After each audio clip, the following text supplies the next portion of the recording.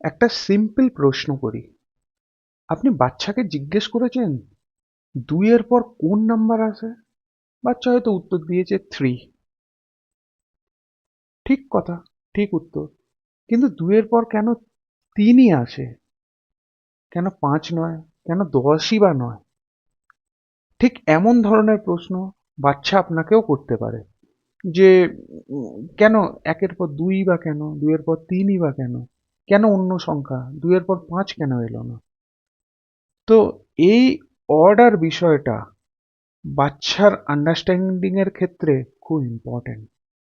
কারণ এই বিষয়গুলো বাচ্চার ভিত তৈরি করতে বা সংখ্যাতত্ত্বের যে একটা বেসিক ভিত যেটা, সেটা বাচ্চার খুব স্ট্রং হওয়া জরুরি। কারণ জেনারেলি আমরা কি করি, বাচ্চাকে যখন শুরুতে পড়ানো হয় বাচ্চাকে মুখস্থ করতে দেওয়া হয় যে 1 2 3 4 আপ টু 50 অর মেবি 100। কিন্তু এই অর্ডারটা কেন ইম্পর্টেন্ট বাচ্চার সঙ্গে যদি আলোচনা করেন, তাহলে বাচ্চার বুঝতেও খানিকটা সুবিধা হয়। আচ্ছা, সংখ্যার ক্ষেত্রে যদি বলি, আমরা জেনারেলি কি লিখি? 1 2 3 4, ঠিক এইভাবে আমরা আহ, আহ, বেড়ে বেড়ে চলে যাই। তো 1 2 3 4 এই জিনিসগুলো হচ্ছে একটা ম্যাথামেটিক্যাল রিপ্রেজেন্টেশন অফ কোয়ান্টিটি।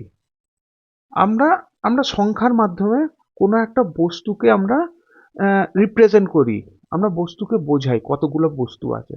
ধরুন আমার কাছে একটা অবজেক্ট আছে, তখন আমি সেটাকে বলবো 1। আমার কাছে যখন দুটো অবজেক্ট আছে, তখন সেটাকে বলবো 2। ঠিক তেমন আমার কাছে তিনটে অবজেক্ট আছে, তখন সেটা 3।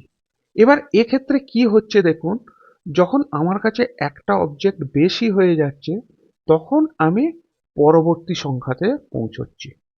আবার ২ থেকে যখন আর একটা অবজেক্ট বেশি হয়ে যাচ্ছে, পরের সংখ্যাতে আমরা পৌঁছচ্ছি। অর্থাৎ আমাদের আগের সংখ্যা আর তার পরের সংখ্যার মধ্যে তফাৎ হচ্ছে ১, অর্থাৎ ১ করে বাড়ছে। তো ঠিক তেমন 1 কে আমরা রিপ্রেজেন্ট করি একটা আমরা সংখ্যা দিয়ে রিপ্রেজেন্ট করি যে একটা বস্তু আছে। 2 টা দুটো বস্তু আছে। 3 টা হচ্ছে তিনটে বস্তু আছে। বাচ্চাদের বোঝার ক্ষেত্রে এটা বলা যায়, ধরুন আপনি সিঁড়িতে চড়ছেন। আপনি ১ম ধাপে উঠবেন, তারপরে ২য় ধাপে উঠবেন, তারপরে ৩য় ধাপে উঠবেন, তারপর ৪র্থ ধাপে উঠবেন। তো ১ম ধাপে ওঠা, তারপর ২য় ধাপে ওঠা, তারপর ৩য় ধাপে ওঠা, তারপরে হঠাৎ করে ৫ম ধাপে কিন্তু যাওয়া যাবে না।